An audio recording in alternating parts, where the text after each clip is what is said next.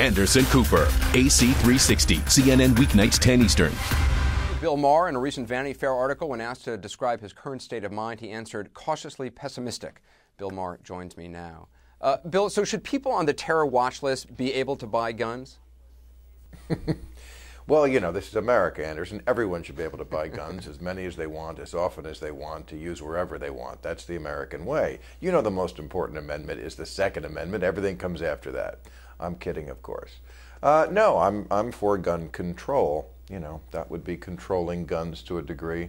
It's an interesting question that sort of catches the right wing because, I mean, they're against terrorism, but then again, they're for guns. Well, and it's interesting, the GAO, but, you know, we do live in a GAO said like 91% of those on the no-fly list, you know, could pass background checks and get guns. I think it surprises a lot of folks. Right. I also think we should change the no-fly list to the no getting on the damn plane list. I think they need to make that a little more clear to more people. More specific? The initial reaction that the New York's mayor and some other politicians had was that this was a lone wolf, a one-off. Do you think they were being too politically correct?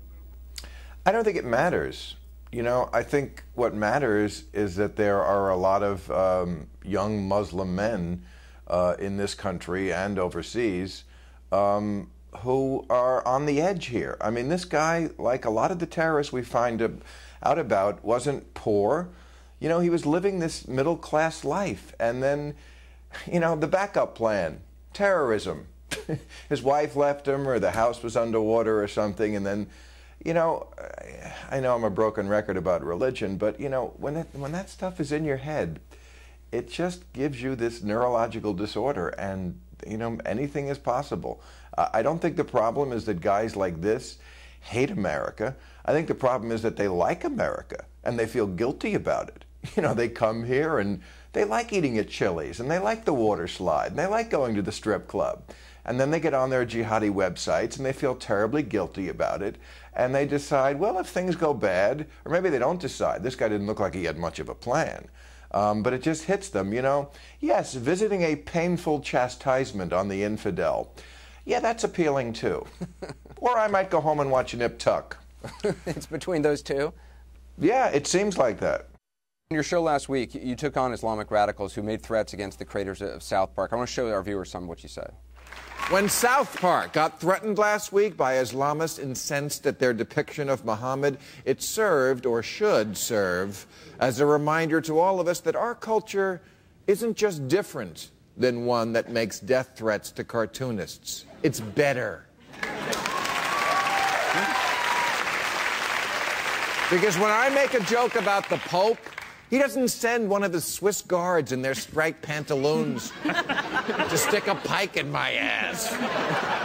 When I make a Jewish joke, rabbis make kvetch about it, but they don't pull out a scimitar and threaten an adult circumcision. And when I insult Scientology, the worst that happens is So why is Islam the one religion about which so many in America and the West censor themselves when it comes to talking about or making fun of? Is it just fear? Yeah, absolutely. Absolutely, because they're violent, because they threaten us, and they are threatening. They bring that desert stuff to our world. I said the same thing Friday night. You know, we don't threaten each other. We sue each other. That's the sign of civilized people. And they don't. You know, yes, we do have religious nuts in this country. There was a cleric in Iran who recently said that earthquakes were caused by slutty women. Well, Pat Robertson once said that abortions caused hurricanes, I think. But the difference is Pat Robertson doesn't have the power to cut your arms off. You know, I mean, people who want to gloss over the difference between Western culture and Islamic culture and forget about the fact that the Islamic culture is 600 years younger and that they are going through the equivalent of what the West went through with our Middle Ages, our Dark Ages, when religion had way too much power, and we had inquisitions and things like that, do so at their peril. You know, when they caught this guy, yeah, go ahead. No, when you hear, you know, the off refrain from American Muslims, and the vast majority of American Muslims, you know, abhor this kind of stuff, you know, they will say, look, Islam is a religion of peace. Do you buy that? Yeah, they blow you up. There's a PC over there, there's a PC over there, there's a PC over there. Is it a religion of peace? You know, I don't know. I have not read the Quran in its original. When you read the translation, there are many, many, many passages that are not peaceful at all, that are about killing the infidel and so forth. There are many passages like that in the Bible too. Not as many. And we don't take it seriously. That's the difference. We blow off our religions.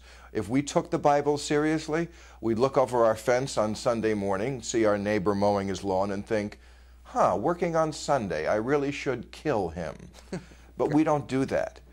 But, you know, there are entire schools. You know this, Anderson. You're a globetrotter. You've been to madrasas in Pakistan and so forth. Entire schools where the kids read just one book. They're memorizing the Quran. That's all they do. You know, that's not what we do in this country. I want to talk a little bit about what's happening on the Gulf Coast, the oil spill. How do you think the response has been? I mean, do you think BP is going to pay for it? Well, they may pay for the spill itself. They'll never pay for all the ancillary damage that goes on. So I have no idea what the response is so far. It's too early, and to me that's not even the bigger question. The bigger question is, you know, why aren't we moving forward to get off the oil? You know, something we should have started doing in the 70s. You know that in 1984 the average fuel economy for a car was 20 miles per gallon. 20 years later, in 2004, and think about all the technological advances that took place between 84 and 2004, CDs and the internet and, you know, whatever's going on with Bruce Jenner. I mean, there's just been a lot of advances. What is going on with Bruce Jenner? This is a question I have been wondering. I don't know. And have not voted I should not have I shouldn't. I should not have opened that can of worms. I think everybody has that question, but people are afraid to ask. 1984.